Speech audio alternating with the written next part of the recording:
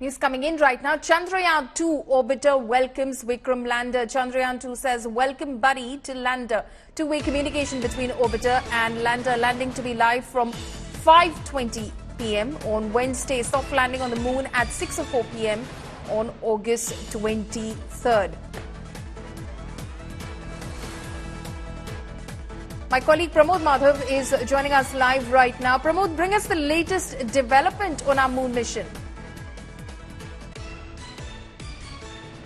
Well, it is inching towards the landing mission currently, and nearly like almost 40 days of the trip from the Earth's orbit all the way to the moon's orbit. And Chandrayaan right now has not one angel but two looking over it. That is the Chandrayaan-2 orbiter, and now also there is another propulsion module which has also communication. This is going to only assist ISRO's command center in Bengaluru, because what's going to happen now is that there will be two ways to communicate with the lander module. Earlier decision was that the lander module will communicate to the propulsion module, through which the communication will be relayed back to the command center. But currently, now Chandrayaan has also made two-way communication with Chandrayaan-2, which was already destined earlier to communicate with the earlier lander. So right now, there are two guardian angels that are looking over the lander module, by which it's going to help ISRO, the command center in particular, people over there, really well in actually handling the situation and making sure that the lander makes a soft landing successfully.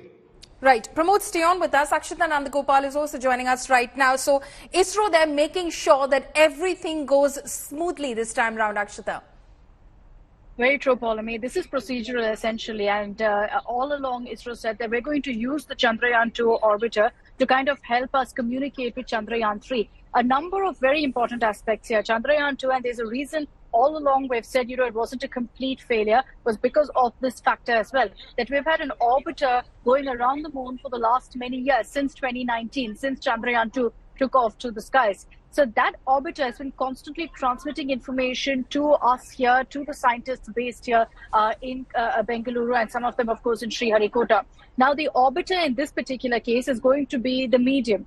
It's going to be sending back information and all communication from the ISRO scientists to Chandrayaan-3. It also played a very crucial role in identifying the exact landing spot, considering that it's been going around the moon for the last many years. It's helped the scientists to a great deal. Also important to highlight that the Chandrayaan-3 right now, this spacecraft doesn't have an orbiter. So every aspect of any help that an orbiter can do, that will be done now by the Chandrayaan-2 orbiter that continues to go around the moon. So very crucial step this, and also important highlight that's coming from the ISRO, because we've all been wondering, Paulami, whether everything's as per schedule. They've confirmed that it is very much so. So 6:04 p.m. day after tomorrow, Wednesday, is when the soft landing on the moon's south pole is expected. The live telecast of that exact moment will start from 5:20. Mr. Sivan, the former ISRO chief, when he spoke to us, did confirm that it could take about 40 to 45 minutes. So it looks like 5:20 is when they're anticipating it will officially begin, where they'll start descending down towards the moon's surface. Okay, so that countdown, of course, begins at 5:20 on August 23rd, as Akshita was pointing out.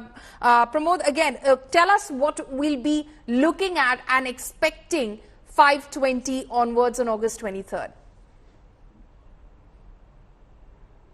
Well, Paulami, we are going to observe a magnificent work by human beings from Earth, because we are going to reach the far side of the moon, the dark side of the moon, because moon is actually in a synchronous orbit with Earth, which means on the other side that is not available for us to see. Only a handful of humans have seen it so far, and right now Chandrayaan has decided to go ahead and land over there. In fact, today morning also Chandrayaan gave us an update about the surface on that particular area. The lander has been also, there is a specific camera added to it called as landing hazard detection camera, and its only purpose is to make sure that it lands in a secure place, which means it should avoid any obstacle that is 30 centimeters and above. All these has been very much calculated, and we're expecting 2 meters per second drop, which can also be increased to 3 meters per second, because this particular lander module has been designed in that manner. Not just that, the exact landing area has also been extended by several kilometers, and so this particular lander module has been only given one instruction: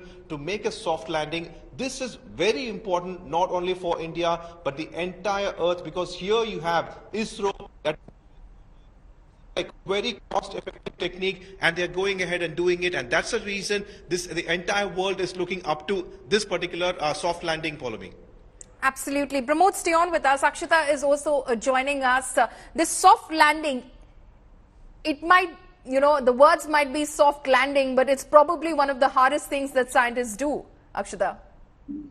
Paulomi, I had a conversation with a NASA scientist a few days ago, and he said that, it's indescribable, essentially, those final minutes when that soft landing is to happen. And he says it's a lot easier than it looks, like you've said. When you say a soft landing, you think it's pretty easy, that you just have to slow down and bring it down. But imagine that, there are so many factors going against you, many of which you can't even judge. Those few minutes, which they say is about 5 to 7 minutes when the final descent happens, that's the nail-biting moment when we'll know whether it's a success or not. And largely, the ISRO scientists will be tracking it to Bengaluru, will be making out based on the movement of the lander. In 2019, I'm sure you remember it just as well as I do, of what happened when, we realized that something wasn't right because we could see the lander wasn't moving down. The point was static.